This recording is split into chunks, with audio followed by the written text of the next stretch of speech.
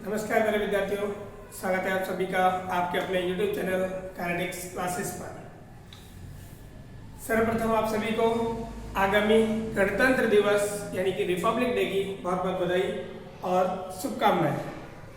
आज का जो वीडियो है विद्यार्थियों, ये बहुत ही खास और महत्वपूर्ण होने वाला है। भारत के इतिहास की दृष्टि से देखें या हम बात करें कि हर समाज के हर वर्ग, बच्चा हो या युवा हो या उनसे बड़ी एज के जो व्यक्ति, कोई भी इस वीडियो को देख सकता है। एक नॉलेज के परिपथ से या भारतीय इतिहास के परिपथ से ये बहुत ही खास और महत्वपूर्ण वीडियो होने वाला है। मुझे लगता है कि आप सभी को ये जानना चाहिए। आज हम लोग बात करें विद्यार्थियों मुख्यतः तीन दिन जो भारतीय इतिहास के बहुत ही महत्वपूर्ण दिन माने जाते हैं उनके बारे में, जिनमें पहला है आपका, जिसे आप कहते हैं 15 अगस्त 1947। जो पहला दिन है 15 अगस्त 1947, जिसे आप स्वतंत्रता दिवस के नाम से सेलिब्रेट करते हैं। ठीक है, यानी इस दिन को हम और भारतीय इतिहास में या भारत में स्वतंत्रता दिवस के रूप में मनाते हैं। ठीक, बिल्कुल स्वतंत्रता दिवस के रूप में हम लोग या आज़ादी दिवस के रूप में इस दिन को हम लोग इंडिया में सेलिब्रेट करते हैं, भारत में मनाते हैं। विद्यार्थियों, ज़्यादा से ज़्यादा इस वीडियो को अपने दोस्तों के साथ में शेयर करिए। बहुत ही अच्छी जानकारी हम आपको आज उपलब्ध कराने वाले हैं। और आपको वीडियो पसंद आए तो वीडियो को लाइक और चैनल को सब्सक्राइब जरूर करिएगा। लेकिन उससे पहले आप इस वीडियो को पूरा देखिएगा ताकि आपको बहुत कुछ जानने को मिल सके। ऐसी चीजें, ऐसी बारीकियां जो हमें हो सकता है पता हो या जिनको नहीं पता हो तो वो जान लें। देखिए, और दूसरा जो दिन है वो है आपका 26 नवंबर 1949। 26 नवंबर 1949। ठीक, इस दिन हमारा जो संविधान है, कॉन्स्टिट्यूशन है, वो बन के तैयार हो चुका था। और भी हम लोग इस दिन के बारे में कुछ खास बात करेंगे। और इस दिन को हम लोग सेलिब्रेट करते हैं या मनाते हैं संविधान दिवस के रूप में। इसके दिन के रूप में हम लोग इसको सेलिब्रेट करते हैं, संविधान दिवस के रूप में हम इस दिन को सेलिब्रेट करते हैं। वहीं जो हमारा तीसरा दिन है जो बेहद ही खास होने वाला है, और रिपब्लिक डे 26 जनवरी आपका आने वाला भी है। तो इसलिए तीसरा जो दिन है हमारा वो खास कौन सा है? 26 जनवरी। कौन सा दिन है? 26 जनवरी। भारतीय इतिहास में 26 जनवरी 1950 का महत्व के दिन का महत्व बहुत ही ज्यादा है विद्यार्थियों। तो इस दिन को हम लोग सेलिब्रेट करते हैं या मनाते हैं गणतंत्र दिवस के रूप में। गणतंत्र दिवस के रूप में हम लोग इस दिन को सेलिब्रेट करते हैं। 3 दिन है विद्यार्थियों। 15 अगस्त बहुत सारे बच्चों से जब हम लोग मंच पे जाते हैं, या 26 जनवरी के दिन या 15 अगस्त के दिन स्कूलों में, कॉलेजों में या बड़े बड़े मंचों के ऊपर और जब भाषण देते हैं तो ये गलती बहुत लोगों से हो जाती है कि स्वतंत्रता दिवस को गणतंत्र दिवस बोल दिया जाता है, गणतंत्र दिवस को स्वतंत्रता दिवस बोल दिया जाता है। तो एक प्रॉब्लम है कि अपने समाज को भी, बहुत सारे लोगों को भी इस बारे में जानकारी पूर्णतः नहीं होती है कि किस दिन हमारा गणतंत्र दिवस है और किस दिन स्वतंत्रता दिवस है। तो आज हम इन बारियों के बारे में जानेंगे, इन दिनों के बारे में। तो पहली बात आपको ये समझ में आनी होगी कि किस दिन हम लोग स्वतंत्रता दिवस मनाते हैं, किस दिन हम लोग गणतंत्र दिवस मनाते हैं। विद्यार्थियों को, बड़े बुजुर्गों को यह जानना बहुत जरूरी है, और खासकर हमारे देश के नेताओं को जानना बहुत जरूरी है, क्योंकि अधिकांश गलती तो उन्हीं से होती है। पोस्ट डालते समय या भाषण देते समय, और बहुत सारी गलतियां उनसे हो जाती हैं कि 26 जनवरी को स्वतंत्रता दिवस मना देते हैं और 15 अगस्त को गणतंत्र दिवस मना देते हैं। बहुत सारी प्रॉब्लम्स हैं, तो ये जानना बहुत जरूरी है।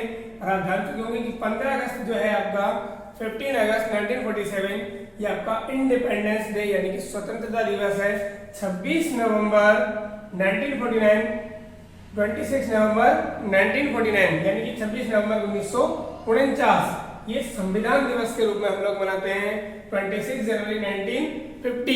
26 जनवरी 1950 हम लोग गणतंत्र दिवस के रूप में यानी कि रिपब्लिक डे के रूप में हम लोग इसको सेलिब्रेट करते हैं। क्लियर हुआ विद्यार्थियों? चलिए बहुत बढ़िया। अब स्वतंत्रता दिवस इस दिन का और इस दिन का, तीनों दिनों की हम लोग वीडियो में बात करने वाले हैं कि तीनों दिनों का क्या महत्व है, क्यों हम लोग इन दिनों को ही स्वतंत्रता दिवस या गणतंत्र दिवस या संविधान दिवस सेलिब्रेट करते हैं, किसी और दिन को क्यों नहीं करते, इसके बारे में हम लोग जानते हैं। और उससे पहले आपको जानना पड़ेगा, बहुत जरूरी है कि हम लोग कुछ और जाने। तो हम लोग लेक्चर स्टार्ट करें उससे पहले विद्यार्थियों आप सभी हमारे चैनल को सब्सक्राइब कर लें और ज़्यादा से ज़्यादा मित्रों के साथ में या अपने साथियों के साथ में इसको शेयर करें। चैनल को सब्सक्राइब करना बिल्कुल ना भूलें। चलिए स्टार्ट करते हैं विद्यार्थियों। 3 चीज़ें बोर्ड पे हैं, सॉरी 4 चीज़ें हैं। उपनिवेश, इन तीनों दिनों का महत्व आपको समझने के लिए बहुत डीपली हम लोग जा रहे हैं और आप क्लियरली समझना। और पहली बात यह है कि देखो, मैं साइंस का विद्यार्थी रहा हूँ, मैंने फिजिक्स और केमिस्ट्री याद किया है या पढ़ा है, तो अगर मुझसे कोई गलती हो तो आप कोई इस तरीके का कमेंट या वो ना करें, कोई त्रुटि हो तो हमें अवश्य बताएं किसी प्रकार का। लेकिन मैं कोशिश करूंगा कि बहुत कुछ पढ़ने के बाद मैं ये वीडियो बना रहा हूँ, तो समझने का प्रयास करिएगा और ज़्यादातर ज़्यादा आप सबको नॉलेज देने का कोशिश करूँगा कि एक्चुअलिटी है क्या। बड़ा प्रॉब्लम होता है देखिए, और बहुत कुछ आप सीखेंगे, ये 100% है, सब कुछ नहीं लेकिन बहुत कुछ सीख लेंगे। 4 चीज़ें हमने बोर्ड में लिखी हैं। पहला है उपनिवेश, इनको जानना बहुत ज़रूरी है। इन दिनों का महत्व समझने से पहले हमें ये जानना बहुत ज़रूरी है। जो बोर्ड में 4 हमने लिखे हुए हैं शब्द, उपनिवेश, संरक्षित राज्य, डोमिनियन स्टेट, संप्रभु राज्य। ठीक, कॉलोनी, उपनिवेश मीन्स कॉलोनी, प्रोटेक्टोरेट संरक्षित राज्य, डोमिनियन स्टेट और सोवरेन स्टेट। चारों के बारे में हम लोग जानेंगे, फिर हमें समझ में आएगा तीनों दिनों का महत्व। उपनिवेश देखिए, सिंपल सी लैंग्वेज में आपको समझाने का प्रयास करता हूँ। 2 राज्य हैं, एक S1 एक S2। मेरा यहाँ राज्य शब्द कहना एक देश को इंडिकेट कर रहा है, ठीक है। राज्य मतलब हमारे जो भारत में स्टेट हैं, छत्तीसगढ़, राजस्थान, मध्य प्रदेश, ये इनकी बात मैं नहीं कर रहा हूँ, उत्तर प्रदेश, इनकी बात नहीं कर रहा हूँ मैं। अभी जब मैं पॉलिटिकल ये पढ़ा रहा हूँ आपको, तो इसमें राज्य मतलब एक देश है, 2 देश हैं, एक S1 और एक S2। बहुत इजी लैंग्वेज में आपको समझाने का प्रयास कर रहा हूँ। उपनिवेश क्या होता है, कॉलोनी क्या होता है। 2 राज्य हैं, एक S1 और एक S2। S1 राज्य पूर्ण रूप से स्वतंत्र है। S1 जो राज्य है ये पूर्ण रूप से क्या है, स्वतंत्र है। इसके ऊपर किसी का कोई भी अधिकार नहीं है, किसी का कोई आधिपत्य नहीं है। लेकिन जो S2 राज्य है वो S1 का अधीन है। S1 राज्य के क्या है, अधीन है। अधीन का मतलब है कि इसके जितने भी आंतरिक बाह्य मामले, कानून बनाने हैं या किसी भी प्रकार की कोई भी और डिसीजन जो पावर है वो किसके पास है, S1 के पास। S2 के पास में कुछ भी नहीं है। इनका एक अपनी सरकार नहीं है, इनके कानून बनाने के इनके पास अधिकार नहीं है, इनकी खुद की सुरक्षा के लिए इनके पास कोई आर्मी नहीं है, यानी कि रक्षा विभाग नहीं है। विदेशी मामले, दूसरे देशों के साथ में जो संबंध होते हैं वो इनके खुद के नहीं है। जो S1 के हैं वही किसके होंगे, S2 के होंगे। जो S1 के हैं संबंध, विदेशी संबंध या जो रक्षा विभाग S1 का है वही किसका है, S2 का है। यानी कि S1 ने जो S2 है वो पूरी तरीके से किसके अंडर में है, S1 के अंडर में है। तब हम लोग कहते हैं कि जो S2 राज्य है ये उपनिवेश है किसका, S1। क्लियर है क्या कि जो S2 राज्य है, S2 जो देश है वो S1 के क्या है, उपनिवेश है। S1 का उपनिवेश है, यानी कि वो उसकी कॉलोनी है। ठीक, बात क्लियर है आपको। एग्जाम्पल के बेस पे हम लोग कहें, एग्जाम्पल के बेस पे तो भारत यानी कि हम लोग जो भारत देश है ये 15 अगस्त 1947 से पहले, 15 अगस्त 1947 से पहले ब्रिटेन का यानी कि यूके का और क्या था, उपनिवेश था, यानी कि कॉलोनी था। क्लियर हुआ। तो 15 अगस्त 1947 से पहले भारत क्या था, भारत ब्रिटेन का या यूके का उपनिवेश था, कॉलोनी था। बात क्लियर है अपने को, बिल्कुल। सेकंड पॉइंट मैं आपको समझाता हूं, और सेकंड पॉइंट है आपका संरक्षित राज्य, प्रोटेक्टोरेट। अब इसको भी समझते हैं, बहुत इजी लैंग्वेज में आपको समझाने का प्रयास कर रहा हूं। एक S1 देश, एक आपका S2 देश, एक S1 और एक S2। सुनिएगा, यदि एक देश स्वतंत्र देश, एक S1 जो है वो स्वतंत्र देश है, दूसरे किसी देश की कुछ गतिविधियों जैसे डिफेंस, सेना जो रक्षा विभाग है, दूसरा एक्सटर्नल रिलेशनशिप यानी कि विदेशों के साथ में संबंध पर नियंत्रण रखता है, तो दूसरा देश, अधीन देश जो है, यानी कि हम S2 की बात कर रहे हैं, वो स्वतंत्र देश का क्या होगा, संरक्षित राज्य यानी कि प्रोटेक्टोरेट होगा। देखिए S2 जो है ये थोड़ा सा फ्री है, कुछ चीजें इसके हाथ में हैं, अपनी सरकार बना सकता है, अपना कुछ कानून बना सकता है, लेकिन कुछ चीजें जिनमें मुख्यतः जो है मैं उनकी बात कर रहा हूं, डिफेंस की अगर हम लोग बात करें, रक्षा विभाग जो होता है, और जो आपके एक्सटर्नल रिलेशन होते हैं, बाह्य मामले होते हैं, विदेशी मामले होते हैं, वो इनके हाथ में नहीं होते हैं। जो S1 राज्य की रक्षा विभाग है वही S2 का होगा, जो S1 राज्य के एक्सटर्नल रिलेशनशिप है वही S2 के होंगे। अगर S1 जो है S2 के डिफेंस को और एक्सटर्नल जो रिलेशन होते हैं उनके ऊपर कंट्रोल रखता है, बाकी चीजों में इसको फ्रीडम है, लेकिन डिफेंस और एक्सटर्नल विदेशी मामले जो होते हैं उनमें इन्हें स्वतंत्रता नहीं है। किसको, X2 को। यानी कि X2 पर अगर कोई आक्रमण करता है तो S1 पर आक्रमण माना जाएगा। S2 की रक्षा करने का जो काम है वो किसका है, S1 के रक्षा विभाग का है। और S2 जो है खुद किसी दूसरे विदेश में जाकर के या दूसरे देश के लोगों के साथ में और कोई भी नीति या कोई भी कानून नहीं बना सकता है, या कोई भी मामले में उनके साथ में वार्ता नहीं कर सकता है। वो कौन करेगा, S1 करेगा। यानी कि S1 के जो बाह्य मामले हैं वही किसके होंगे, S2 होंगे। S1 का जो डिफेंस है वही किसका होगा, S2 का होगा। तो इस स्थिति में हम लोग बात करते हैं कि जो S2 है ये संरक्षित राज्य है, ये प्रोटेक्टोरेट है किसका, S1 का। बात समझ में आएगा? हाँ, इसका एग्जाम्पल, तो एग्जाम्पल सुनिएगा। 1975 ये ज्यादा मुझे याद है, 16 मई 1975 से पहले जो सिक्किम हमारा स्टेट है, अभी जो राज्य है वो, और 1975 से पहले हमारा क्या था, संरक्षित राज्य था। सिक्किम जो है वो भारत का क्या था, प्रोटेक्टोरेट था। सिक्किम पूर्ण रूप से और 16 मई 1975 में शामिल हुआ भारत के अंदर, जिसे हमने पूर्ण राज्य का दर्जा दिया। और उससे पहले वो क्या था, हमारा संरक्षित राज्य था। एग्जाम्पल के बेस पर आप ये समझ सकते हैं। उम्मीद है आपको समझ आया होगा। थर्ड पॉइंट, थर्ड है आपका डोमिनियन स्टेट। डोमिनियन स्टेट बहुत अच्छा टॉपिक, समझिएगा। डोमिनियन स्टेट आपको जानना बहुत जरूरी है। डोमिनियन स्टेट क्या होता है, डोमिनियन स्टेट क्या है, एक S1 एक ताकतवर देश है। S1 क्या है, कि ताकतवर देश, और जो S2 है वो एक कमजोर देश है। S2 क्या है, कि कमजोर देश है। समझिएगा, बहुत अच्छा कॉन्सेप्ट है डोमिनियन स्टेट वाला। पहले एक स्टेटमेंट सुनो।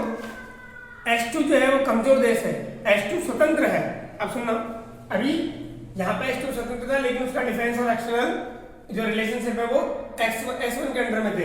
यहाँ पे S2 अधीन था किसका, S1 का। यहाँ पे S2 को हमने क्या कर दिया है, स्वतंत्र कर दिया है। S2 भी स्वतंत्र है और S1 भी स्वतंत्र है। सुनना, S2 स्वतंत्र है, S1 जो देश है, ताकतवर जो देश है, वो S2 को नियंत्रण यानी कि कंट्रोल नहीं करेगा। S2 को पूरा अधिकार है अपना कानून बनाने का, अपना रक्षा विभाग बनाने का, आर्मी अपना बनाने का, या विदेशी जो मामले होते हैं वो खुद ही अपने रखता है, S1 पर भी आधारित नहीं है। बहुत इंपॉर्टेंट बात बता दी मैंने आपको कि S2 जो है उसका खुद का डिफेंस होगा। यहाँ पे S2 का खुद का डिफेंस नहीं था, ये S1 का था। यहाँ पे S2 का स्वतंत्र है, खुद का इसका डिफेंस है, खुद का ये एक्सटर्नल मामले खुद सॉल्व करता है, अपने इंटरनल मामले खुद सॉल्व करता है। स्वतंत्र देश है लेकिन कमजोर है। S2 की खुद की अपनी एक सरकार है, S2 की सरकार पूरा अधिकार रखती है कोई भी कानून, कोई भी विधि, कोई भी नियम बनाने का। S2 की खुद की सेना भी हो सकती है, उसके खुद के विदेशी संबंध भी हो सकते हैं, लेकिन S2 का जो राष्ट्रीय प्रमुख होगा, S2 का जो राष्ट्रीय प्रमुख होगा, नाम मात्र के लिए, अब देखिए खुद की सरकार है, खुद के डिफेंस है, खुद के एक्सटर्नल मामले हैं, खुद के इंटरनल मामले खुद सॉल्व करता है, सारी चीजें हैं, तो खुद का ज्यादा एक मतलब स्वतंत्र है पूरी तरीके से। लेकिन इसका जो राष्ट्रीय प्रमुख होगा इस देश का, S2 देश का जो राष्ट्रीय प्रमुख होगा, हेड ऑफ स्टेट होगा, हेड ऑफ स्टेट यानी कि राष्ट्रीय का देश का जो प्रमुख होगा वो कौन होगा? वो किसी दूसरे देश का होगा, ताकतवर देश का होगा। तब हम लोग कहते हैं कि जो S2 है वो डोमिनियन स्टेट है किसका? S1 का। समझ में आया क्या? S2 देश को कोई अनुमति या सलाह राष्ट्रीय प्रमुख से लेने की आवश्यकता नहीं है, कोई कानून बनाने के लिए, अपना डिफेंस रखने के लिए, एक्सटर्नल मामलों में, इंटरनल मामलों में S2 को किसी S1 से या राष्ट्रीय प्रमुख से सलाह लेने की जरूरत नहीं है, वो सारी चीजें खुद करेगा। बस एक नाम मात्र के लिए, फॉर्मेलिटी के लिए इस राष्ट्रीय का जो प्रमुख होगा S2 का, वो किसका होगा? किसी दूसरे देश का होगा, किसी दूसरे स्वतंत्र देश का होगा। तब हम लोग बात करेंगे कि जो S2 है वो डोमिनियन स्टेट है किसका? S1 का। समझ में आया क्या? S1 का डोमिनियन स्टेट है कौन? S2। इस स्थिति में अच्छा सुनो, एग्जाम्पल क्या है? एग्जाम्पल बहुत इंपॉर्टेंट है और हम लोग भारत का एग्जाम्पल ले रहे हैं 15 अगस्त 1947 से लेकर के। बहुत इंपॉर्टेंट बात आ गई। 15 अगस्त 1947 से लेकर के और 26 जनवरी 1950 तक, ये शायद आपको नॉलेज का नहीं पता होगा कि 15 अगस्त 1947 से लेकर के 26 जनवरी 1950 तक हम जो है वो क्या है? डोमिनियन स्टेट थे। किसके? ब्रिटेन के, यूके के। क्या थे? डोमिनियन स्टेट थे। 15 अगस्त 1947 से लेकर के 26 जनवरी 1950 तक भारत इंग्लैंड यानी ब्रिटेन का डोमिनियन स्टेट था। क्लियर बात है आपको? 15 अगस्त 1945 से पहले हम लोग क्या थे? उपनिवेश थे। मैंने संरक्षित राज्य का आपको एग्जाम्पल दिया कि 16 मई 1975 से पहले और सिक्किम जो राज्य है वो हमारा क्या था? भारत का संरक्षित राज्य था। वही मैं बात कर रहा हूँ 15 अगस्त 1947 से लेकर के जब तक हमारा संविधान लागू नहीं हो गया था 26 जनवरी 1950 तक हम लोग क्या थे? हम डोमिनियन स्टेट थे। किसके? ब्रिटेन के, यूके के, इंग्लैंड के। क्लियर है क्या?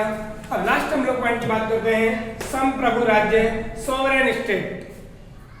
एक ऐसा राज्य जो पूर्णतः स्वतंत्र है, जिसे अपने आंतरिक और बाह्य मामलों में निर्णय लेने का पूरा अधिकार है, जिसका राष्ट्रीय अध्यक्ष कोई दूसरे देश का नहीं होता, खुद का होता है, स्वयं के देश का होता है। वो राज्य कैसा होता है? संप्रभु राज्य होता है, तो संप्रभु राष्ट्र होता है। ठीक, सोवरेन जो स्टेट है ये आपको समझ में आ गया होगा। खुद की सरकार, खुद का डिफेंस, खुद के इंटरनल मामले, खुद के एक्सटर्नल मामले खुद सॉल्व करता है, सारी चीजें खुद की हैं। यहाँ तक कि राष्ट्रीय अध्यक्ष भी इसका खुद का है। तो वो जो स्टेट होता है वो कौन सा होता है? हमारा संप्रभु राज्य होता है, सॉवरेन स्टेट होता है। और एग्जाम्पल बहुत इंपॉर्टेंट है, 26 जनवरी 1950 के बाद, 26 जनवरी 1950 के बाद अब हम लोग जो जी रहे हैं वो किस राज्य में है? संप्रभु राज्य में है, यानी कि संप्रभु देश में हमारी खुद की सरकार है, हमारे खुद के आंतरिक बाह्य मामले हम खुद सॉल्व करते हैं और हमारी खुद की डिफेंस है, खुद के हमारे विदेशी संबंध हैं, हम किसी पर और डिपेंड नहीं है।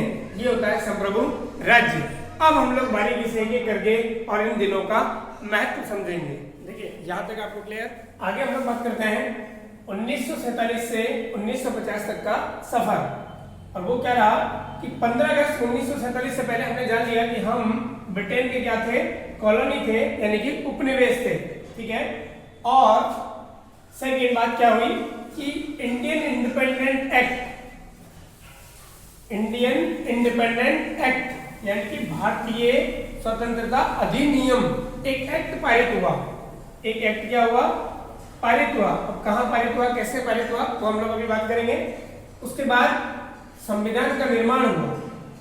आपको पता है कि 1946 में ही जो है वो संविधान निर्माण जो है वो प्रारंभ हो गया था। 1946 1946 के अंदर ही। और इसकी जो पहली बैठक है वो आपको पता है, ये एक अलग मैटर है, इसके ऊपर मैं एक वीडियो बनाऊंगा। संविधान कैसे बना, कैसे जो है वो संविधान सभा बनी, कितने उसमें सदस्य रखे गए, तो वो सारी चीजें हम लोग एक अलग वीडियो में डिस्कशन करेंगे। संविधान निर्माण कैसे हुआ था। हाँ, ये 1946 से बनना स्टार्ट हुआ। 9 दिसंबर 1946 से उसकी पहली बैठक होती है। और फाइनली 26 नवंबर 1949, जो मैंने कहा आपको कि जिसे हम लोग संविधान दिवस के रूप में मनाते हैं, इस दिन हमारा जो संविधान है वो बनकर के तैयार हो चुका था।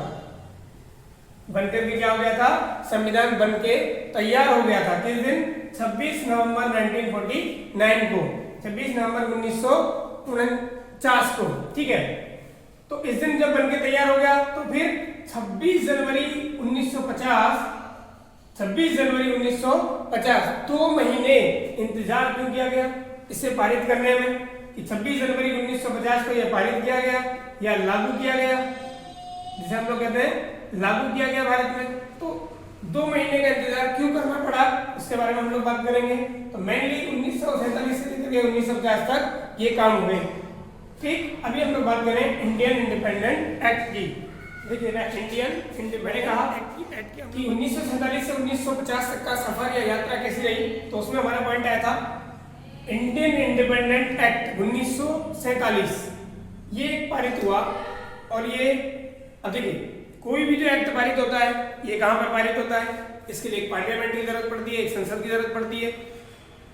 तो ये कहाँ पर पारित हुआ, तो याद रखिएगा कॉम्पिटिटिव एग्जाम्स वाले विद्यार्थी कि इंडियन इंडिपेंडेंट जो एक्ट है ये ब्रिटिश पार्लियामेंट में ये एक्ट जो है वो पारित हुआ। ठीक, यानी कि हाउस ऑफ कॉमन जो है ब्रिटेन के अंदर, इंग्लैंड में, वहां ये पारित हुआ। जिस तरीके से अभी हमारे यहाँ पे होता है, कोई कानून बनाते हैं तो लोकसभा में उसकी सुनवाई करते हैं, राज्यसभा में उसकी सुनवाई करते हैं, उसके बाद फिर वो राष्ट्रपति के पास जाता है, फिर सिग्नेचर आकर के फिर कंट्री पर लागू हो जाता है। तो वैसे ही और ब्रिटेन के अंदर एक एक्ट पारित हो रहा है, ध्यान रखिएगा ध्यान से, इंडियन इंडिपेंडेंट एक्ट 1947। बहुत डीपली मैं आपको नॉलेज दे रहा हूँ, बहुत इंपॉर्टेंट नॉलेज दे रहा हूँ आपको, कि एक एक्ट पारित हुआ ब्रिटेन की संसद के अंदर। और ये कब पारित हुआ था, 18 जुलाई 1947 को ये, यानी कि इसके ऊपर जो, जैसे हम लोग कह रहे हैं कि राष्ट्रपति, हमारे यहाँ पे कानून बनता है, फाइनली जो होता है वो राष्ट्रपति के शासन से होता है, वैसे ही वहां पे ब्रिटिश पार्लियामेंट का जो हेड होता है, उनका जो हेड ऑफ स्टेट होता है, उसके सिग्नेचर से वो एक्ट पारित होता है। तो 18 जुलाई 1947 को ये एक्ट वहां पे पारित हुआ, मतलब उस पे, और वहां का जो हेड ऑफ स्टेट है उनके यहाँ पर क्या हो गए थे, हस्ताक्षर हो गए थे, यानी कि ये वहां पे एक्ट लागू हो चुका।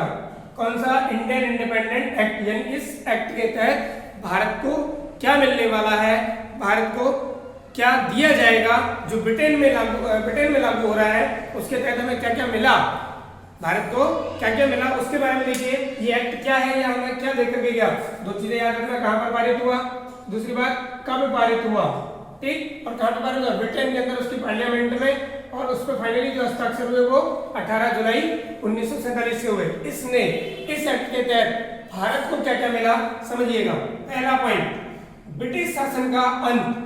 इंडियन इंडिपेंडेंट एक्ट के तहत, मैं मोटा मोटा आपको बता रहा हूं, इंडियन इंडिपेंडेंट एक्ट के तहत भारत में अब ब्रिटेन का शासन नहीं रहेगा, ब्रिटिश जो रूल है उसका क्या हो जाएगा, एंड हो जाएगा। पहली बात कही गई, यानी कि भारत को अब क्या मिलने वाली है, स्वतंत्रता मिलने वाली है। इंडियन इंडिपेंडेंट एक्ट के तहत जो पहली बात आपको बताई जा रही है कि ब्रिटिश शासन का क्या हो जाएगा, अंत हो जाएगा।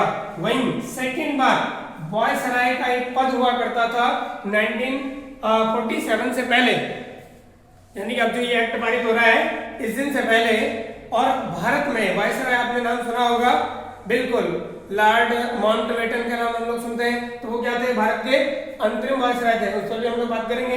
तो वायसराय का एक पद हुआ करता था, कि ये वायसराय जो होता है ये ब्रिटेन का जो शासक है, ब्रिटेन का जो महाराजा है, इंग्लैंड का जो शासक है, उसके प्रति उत्तरदायी होता था, यानी कि उसको भारत की व्यवस्था के बारे में या यहाँ के बारे में जानकारी देता था। ये यानी कि ब्रिटिश का जो रूल है, जो ब्रिटिश का जो हेड होता है, हेड ऑफ स्टेट होता है, उसके प्रति ये क्या था, उत्तरदायी था। उसका एक प्रतिनिधि भारत में और रखा जाता था कि भारत में होने वाली हर गतिविधि का जो है वो किसको देता था, हर गतिविधि की जानकारी जो है वो ब्रिटिश शासक को देता था। तो उसका जो पद है वो हटा दिया जाएगा। इस एक्ट के तहत सेकंड जो बात की गई कि भारत में अब कोई वायसराय का पद नहीं रहेगा। लेकिन फिर प्रॉब्लम आती है कि अब जब एक्ट हट रहा है, ब्रिटिश जाने वाली है, ब्रिटिश रूल खत्म होने वाला है, तो इंडियन गवर्नमेंट कैसे चलेगी, इंडिया के जो लोग हैं उनका मतलब जो व्यवस्था है वो कैसे चलेंगी। तो उसके लिए एक पद और हुआ करता था पहले, गवर्नर जनरल। उस पद को नहीं हटाया गया, उसको बरकरार रखा गया। इंडियन इंडिपेंडेंट एक्ट के तहत भारत की जो व्यवस्था चलाने के लिए, और हमें जो गवर्नर का पद होता है, गवर्नर जनरल का पद होता है, उसको हम खत्म नहीं कर रहे हैं, वो एज इट इज रहेगा। कब तक? जब तक भारत अपना स्वयं का संविधान निर्मित नहीं कर लेता है। और लाइन सुनिए का इंपॉर्टेंट इसके लिए कि गवर्नर जनरल का पद बना रहेगा, लेकिन इस एक्ट के तहत गवर्नर जनरल की नियुक्ति भारत सरकार के निर्देश पर ब्रिटेन के शासक या राजा द्वारा की जाएगी। समझिएगा कि अभी गवर्नर जनरल पहले क्या था, इंग्लैंड का ही होगा, इंग्लैंड के लोग ही उसको भेजेंगे। लेकिन अब ये गवर्नर जनरल कोई भी हो सकता है, ये भारत का ही हो सकता है। इंडियन जो लोग हैं, भारत सरकार जो है उसके निर्देश पर नियुक्ति जरूर इसकी कौन करेगा, ब्रिटेन का राष्ट्रीय अध्यक्ष करेगा, ब्रिटेन का जो हेड ऑफ स्टेट है वो करेगा। लेकिन ये कोई भी व्यक्ति हो सकता है, ये भारत की सलाह पर अब बनेगा। ठीक। और दूसरी बात कि गवर्नर जनरल कौन होगा, ये भारत सरकार डिसाइड करेगी, ये हमने बात करेगी। नेक्स्ट जो है आपको फोर्थ पॉइंट इस एक्ट के तहत क्या दिया गया कि भारत को डोमिनियन स्टेट का दर्जा दिया गया। वीडियो को बैक करके देखिए, मैंने आपको चौथा पॉइंट बताया था, मैंने आपको तीसरा पॉइंट बताया था डोमिनियन स्टेट। डोमिनियन स्टेट मैंने तीसरा पॉइंट बताया था, उसके तहत क्या था कि किसी भी देश को हर कानून बनाने की स्वतंत्रता है, अपना रक्षा विभाग, अपना विदेशी मामले सब कुछ बनाने की व्यवस्था है। लेकिन उसका जो राष्ट्रीय अध्यक्ष है, उस देश का जो राष्ट्रीय प्रमुख है या हेड ऑफ स्टेट है, वो कौन रहेगा, वो दूसरे देश का रहेगा। तो हमारा जो डोमिनियन स्टेट का हमें दर्जा दिया जा रहा है इस एक्ट के तहत 1947 में, तो लेकिन हमें स्वतंत्रता दी जा रही है, ब्रिटिश रूल का एंड किया जा रहा है, ब्रिटिश शासन का अंत किया जा रहा है। लेकिन हमारा फिर भी राष्ट्रीय जो प्रमुख रहेगा, राष्ट्रीय जो अध्यक्ष रहेगा, वो हमारा ना होकर के ब्रिटेन का ही रहेगा। तो 15 अगस्त। अच्छा, दूसरी बात, ये एक्ट जो है ये इंडिया में कब से लागू हो जाएगा, ये एक्ट लागू कब से हो जाएगा इंडिया में, ये सारी चीजें लागू कब से हो जाएंगी, तो इसकी डेट डिसाइड की गई थी 15 अगस्त 1947। ये सारी चीजें, वायसराय का अंत होना, ब्रिटिश शासन का अंत होना, गवर्नर जनरल का पद रहेगा लेकिन इंडिया के लोगों के, भारत सरकार के और निर्देश पर होगा, कौन बनेगा कौन नहीं बनेगा ये भारत सरकार बताएगी। भारत को डोमिनियन स्टेट का दर्जा दिया गया, 2 भागों में इसको विभाजित किया गया, इंडिया और पाकिस्तान। वहीं राष्ट्रीय प्रमुख जो रहेगा वो ब्रिटेन का रहेगा। ये सारी चीजें कब से भारत में लागू होने वाली हैं, 15 अगस्त 1947 से। यानी कि एक तरीके से ब्रिटिश ने यह डिसाइड कर दिया कि भारत को स्वतंत्रता जो मिलने वाली है, ब्रिटिश रूल जो खत्म होगा इंडिया में, वो कब खत्म होगा, 15 अगस्त 1947 को। ये हमने डिसाइड नहीं किया है, ये इंडियन इंडिपेंडेंट एक्ट के तहत हुआ है। और इंडियन इंडिपेंडेंट जो एक्ट है वो ब्रिटिश पार्लियामेंट में पारित हुआ है, ब्रिटेन के लोगों के द्वारा पारित हुआ है। तो हमने डिसाइड नहीं किया कि हमारा ताजा जो है 15 अगस्त 1947 का होगा, ये इन्होंने डिसाइड किया था, क्योंकि ये एक्ट उस दिन लागू होने वाला था भारत में। बात क्लियर है क्या? तो 15 अगस्त 1947 का दिन हमारी स्वतंत्रता का दिवस होता है। ये डिसाइड किसने किया, ये ब्रिटिश रूल ने डिसाइड किया। और इसके दिन के बाद हम लोग क्या हैं, स्वतंत्र नहीं हुए हैं, हम क्या हैं, डोमिनियन स्टेट बने हैं। हम अभी संप्रभु राज्य हैं। जो 4th नंबर पॉइंट था, बैक वीडियो को पॉज करके पीछे देख करके देखिए, संप्रभु राज्य जो 4th नंबर था वो हम अभी नहीं है। तो मैंने कहा था आपको कि 15 अगस्त 1947 से 26 जनवरी 1950 तक हम क्या थे, डोमिनियन स्टेट थे।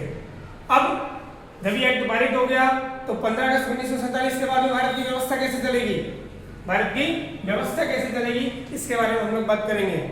ठीक, तो इसके बारे में जस्ट अभी हम लोग बात करते हैं। आगे हम लोग बात करते हैं भारत की व्यवस्था जी कि जो इंडियन इंडिपेंडेंट एक्ट ब्रिटेन के अंदर पारित हुआ उसके तहत भारत को बहुत सारी चीजें दी गई कि भारत स्वतंत्र हो जाएगा, ब्रिटेन का शासन यहाँ से खत्म हो जाएगा, वायसराय का पद खत्म हो जाएगा, गवर्नर जनरल का पद बना रहेगा और भारत की व्यवस्था कैसे चलेंगी 15 अगस्त 1947 के बाद में। तो ये कहा गया कि भारत की व्यवस्था यानी कि उसके कानून या जो पद है वो किसके अनुसार बने रहेंगे। तो भारत शासन अधिनियम 1935 होता है, गवर्नमेंट ऑफ इंडियन एक्ट 1935, उसके अनुसार हमारी व्यवस्थाएं चलेंगी या भारत सरकार जो है वो रूल करेगी। और यह अथॉरिटी दी गई कि भारत जो है वो अपनी संविधान का निर्माण करेगा, यानी कि जो भी संविधान सभा का गठन हुआ 1946 के अंदर, तो वो अपने संविधान का निर्माण जब तक नहीं कर लेता है जब तक कि भारत की व्यवस्था इस एक्ट के तहत चलेंगी। और फिर संविधान का निर्माण हुआ, बैठकें हुई, बहुत सारी चर्चाओं के बाद में संविधान फाइनली जो हमारा निर्माण हुआ बनकर के तैयार हुआ वो 26 और नवंबर 1949 को कंप्लीट तैयार हो गया बनकर के। और इस दिन जब हमारा संविधान बनकर के तैयार हो गया तो इस दिन को हम लोग सेलिब्रेट करते हैं संविधान दिवस के रूप में। तो विद्यार्थियों यहाँ से आपने 2 दिन अभी तक आप क्लियर कर चुके हैं वीडियो के अंदर कि 15 अगस्त 1947 हमारी स्वतंत्रता का दिन होगा। वो एक्चुअलिटी में क्या है, वो एक इंडियन इंडिपेंडेंट एक्ट जो ब्रिटिश के अंदर पारित हुआ था वो एक्ट लागू हो रहा था इंडिया के अंदर, या उस एक्ट के तहत भारत जो है वो स्वतंत्र हो रहा था। ये दिनांक जो है ये गवर्नमेंट ऑफ ब्रिटिश रूल के तहत हमें डिसाइड करके दी गई जिस दिन हम हमारा स्वतंत्रता दिवस सेलिब्रेट करते हैं। वहीं 26 नवंबर 1949 को जब हमारा संविधान बनकर के तैयार हो चुका उस दिन हम लोग मनाते हैं संविधान दिवस। अब बात आती है कि संविधान जब बनकर के तैयार हो गया 26 नवंबर 1949 को, तो क्यों 2 महीने का इंतजार किया गया और इसे लागू किया गया 26 जनवरी 1950 को। क्यों ऐसा किया गया, तो उसके लिए आप देखिए आगे। पहली बात मैं इस दिन की बात कर लेता हूँ संविधान दिवस को क्या क्या हुआ था, तो सुनिएगा। 26 नवंबर 1949 को संविधान बनकर तैयार हो गया, लेकिन संविधान सभा ने संविधान लागू करने की तिथि डे ऑफ कमेंसमेंट 26/1/1950 निर्धारित की, लेकिन 26/11/1949 को संविधान दिवस के दिन कुछ प्रावधान लागू कर दिए गए थे। लगभग 10 से 15 अनुच्छेद यानी कि आर्टिकल्स को लागू कर दिया गया था इसी दिन तत्काल से, जिनकी आवश्यकता थी। जैसे नागरिकता के जो अनुच्छेद थे, नागरिकता वाले जो अनुच्छेद थे संविधान के, उनको और तुरंत प्रभाव से लागू कर दिया गया। और जो चुनाव वाले थे कि चुनाव होने वाले थे, संविधान सभा का गठन हो चुका था, संविधान सभा ही आपकी असेंबली बन चुकी है, तो फिर चुनाव होना था कंट्री के अंदर, देश के अंदर, तो चुनाव से रिलेटेड जितने भी अनुच्छेद थे उनको भी पारित कर दिया गया। तो मैं सुनिएगा, नागरिकता सिटीजनशिप से संबंधित अनुच्छेद 5 से लेकर के 9 तक होते हैं जो लागू कर दिए गए। चुनाव आयोग से संबंधित अनुच्छेद 324 ये लागू कर दिया गया था। ये कॉम्पिटिटिव एग्जाम्स के विद्यार्थियों के लिए बहुत ज्यादा इंपॉर्टेंट है कि संविधान दिवस के दिन 26 नवंबर 1949 के दिन कौन कौन से अनुच्छेद जो है वो लागू कर दिए गए थे। अनुच्छेद 394 के तहत सुनिएगा, अनुच्छेद 394 और अनुच्छेद 5, 6, 7, 8, 9, 60, 324, 366, 367, 389, 379, 380, 388, 388, 391, 392, 393 तुरंत प्रवक्त होंगे, यानी कि तुरंत प्रभाव से इनको लागू किया गया। इसके लिए हमने 26 जनवरी 1950 का इंतजार नहीं किया। बाकी शेष उपबंध 26 जनवरी 1950 को प्रवक्त होंगे। ये अनुच्छेद 394 के तहत कहा गया कि हम इस दिन इन अनुच्छेदों को लागू कर रहे हैं और बाकी जितने भी हैं उनको हम लोग लागू कब करेंगे 26 जनवरी 1950 को। ये दिन महत्व क्यों है, अब इसके पीछे कहानी भी सुनिएगा कि 26 जनवरी 1950 में हमने 26 जनवरी 1950 में हमने क्यों चुना, उसके अलावा किसी और दिन को हमने क्यों नहीं चुन लिया। तो सुनिएगा कि संविधान जो है ये आपका बनकर के तैयार हो गया 26 नवंबर 1949 को। ठीक, उसके पीछे का और थोड़ा सा बैकग्राउंड में आप जाइए, बात पीछे आपको जाना पड़ेगा। 31 दिसंबर और 1929, 31 दिसंबर 1929 जब कांग्रेस का और अधिवेशन चल रहा था। कांग्रेस के जो मोस्टली अधिवेशन है वो दिसंबर में होते थे, तो कांग्रेस का अधिवेशन चल रहा था लाहौर अधिवेशन, और लाहौर अधिवेशन की और अध्यक्षता कर रहे थे पंडित जवाहरलाल नेहरू। पंडित जवाहरलाल नेहरू जी इसकी अध्यक्षता कर रहे थे। ठीक है, उस समय पंडित जवाहरलाल नेहरू जी और सुभाष चंद्र बोस जी के जो रिलेशनशिप थे बहुत अच्छे थे। बाद में उन्हें मतभेद हुआ, लेकिन उस समय तक बहुत अच्छी उनकी बॉन्डिंग थी। तो जब 31 दिसंबर 1929 को और अधिवेशन चल रहा था, कौन सा?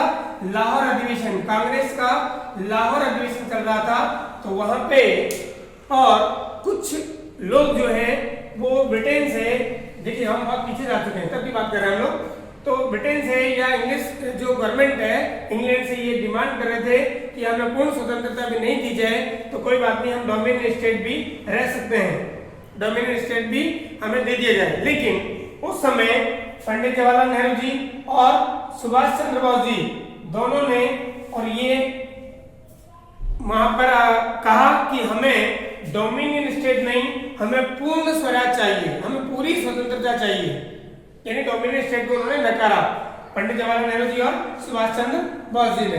ठीक है, तो पंडित जवाहरलाल नेहरू जी ने जब लाहौर अधिवेशन के तहत लास्ट में अंतिम में भाषण दिया तो उसके तहत और पूर्ण स्वराज की मांग की। किसकी मांग की? ब्रिटिश गवर्नमेंट से या इंग्लैंड गवर्नमेंट से पूर्ण स्वराज की मांग की। और उस दिन जवाहरलाल नेहरू ने नेताजी सुभाष चंद्र बोस जी ने भारी जनसमूह के साथ सभी नदी के तट पर इंकलाब जिंदाबाद के नारों के बीच झंडा फहराया था, तिरंगा जो है वो फहराया गया था। ठीक है, तो उस दिन ये कहा गया कि हम, मतलब उसी दिन, कब? 31 दिसंबर 1929 का लाहौर अधिवेशन से ये घोषणा की गई कि हम 26 दिन बाद, आज से 26 दिन बाद, यानी कि 26 जनवरी 1930 को, मध्य रात्रि की ये बात चल रही है जब ये झंडा फहराया जा रहा है, उसके बाद में कि अब से 26 दिन बाद यानी 26 जनवरी 1950 को हम अगले और 26 जनवरी 1930 को, यहां से बात कर रहा हूं, जब 1929 में बात कर रहा हूं, तो यहाँ पे 26 दिन बाद में यानी 26 जनवरी 1930 को इंग्लैंड से पूर्ण स्वतंत्रता प्राप्त कर लेंगे, ये घोषणा की गई, यानी कि 26 दिन बाद। तो 26 जनवरी को ये दिन आता है, यानी कि उस दिन की महत्वता को और समझने के लिए, उस दिन के महत्व को समझने के लिए, ठीक, और हमने 2 महीने इंतजार किया, यानी कि 26 नवंबर 1949 को संविधान बन चुका था, फिर भी हमने उसको 26 जनवरी 1950 को लागू किया। उस दिन की महत्वता को की लाहौर अधिवेशन से, और ये बात रखी गई कि हम 1929 में ये बात रखी जा रही है कि हम 26 दिन बाद में, यानी कि 26 जनवरी 1930 को और पूर्ण स्वतंत्रता प्राप्त कर लेंगे। और उस दिन के बाद में 1930 से और 26 जनवरी 1950 तक स्वतंत्रता दिवस 26 जनवरी को ही मनाया जाता था, पहले स्वतंत्रता दिवस। लेकिन अब उस दिन की महत्वता को समझते हुए हम 26 जनवरी को गणतंत्र दिवस मनाते हैं। और उस दिन एक्चुअलिटी में क्या हुआ सुनिएगा कि 26 जनवरी 1950 को हमारा संविधान का अनुच्छेद 335 जो है ये लागू किया गया। अनुच्छेद 335 जो है अंतिम अनुच्छेद वो लागू किया गया, जिसके तहत, उससे पहले हम क्या थे, मैंने पहले कहा आपको, हम डोमिनियन स्टेट थे, यानी हमारा राष्ट्रीय प्रमुख कौन है? ब्रिटेन का है। ब्रिटेन का जो स्टेट ऑफ हेड है वही हमारा स्टेट ऑफ हेड है, हमारा राष्ट्रीय अध्यक्ष है। लेकिन हमने उस दिन 335 एक्ट के तहत राष्ट्रीय प्रमुख का जो पद है उसको खत्म कर दिया, और हमारा राष्ट्रीय प्रमुख किसे चुन लिया गया? राष्ट्रपति को। 26 जनवरी 1950 के बाद हमारा जो राष्ट्रीय प्रमुख है वो ब्रिटेन का शासक नहीं है, ब्रिटेन का महाराजा नहीं है, वो कौन है? राष्ट्रपति है। यानी कि अब हमारी जो पूरी पावर है वो हमारे राष्ट्रीय प्रमुख तक जो है वो हमारा ही होगा, राष्ट्रपति का जो पद है वो हमारा राष्ट्रीय प्रमुख होगा। हमने ब्रिटिश जो राष्ट्राध्यक्ष का पद हमारा चल रहा था 15 अगस्त 1947 से 26 जनवरी 1950 तक बीच में, उसको हमने खत्म कर दिया। ठीक, तो इस दिन हम संप्रभु राष्ट्र बने। संप्रभु यानी कि राष्ट्रीय जो अध्यक्ष है वो भी हमारा होगा। याद है आपको, संप्रभु राष्ट्र हमने किसको कहा था, जहाँ पर सारी पावर हमारे हाथ में है और राष्ट्रीय प्रमुख भी हमारा होगा। तो 26 जनवरी 1950 के दिन ये हमारा राष्ट्रीय प्रमुख कौन किसको माना जाता है, राष्ट्रपति को माना जाता है। ब्रिटेन का या ब्रिटिश का जो राष्ट्राध्यक्ष होता है वो हमारा राष्ट्राध्यक्ष नहीं होता। उम्मीद है आपको ये तीनों दिनों की महत्वता समझ में आई होगी कि 15 अगस्त 1947 का दिन क्या है, 26 नवंबर 1949 का दिन क्या है और 26 जनवरी 1950 का दिन क्या है। आर्टिकल 395 आप पढ़िएगा, वो आर्टिकल लागू हुआ था एक्चुअलिटी में 26 जनवरी 1950 को। और संविधान की जो प्रस्तावना है वो हमें कहती है हम भारत के लोग, यानी कि जो भी पावर है, जो भी शक्ति दी गई है संविधान के तहत, वो हम कौन दे रहे हैं, हम खुद दे रहे हैं, जनता दे रही है। मतलब शासन किसका है, जनता का है। गण यानी कि जनता होती है, अंतिम जो फैसला है वो किसके हाथ में है, जनता के हाथ में है। उसे कहते हैं हम लोग गणतंत्र। किस दिन के बाद में, 26 जनवरी 1950 के बाद। उम्मीद है आप सभी को ये वीडियो पसंद आया होगा और सब कुछ समझ में आया होगा। कोई भी प्रॉब्लम है तो आप कमेंट करके पूछ सकते हैं, कोई सवाल कोई क्वेश्चन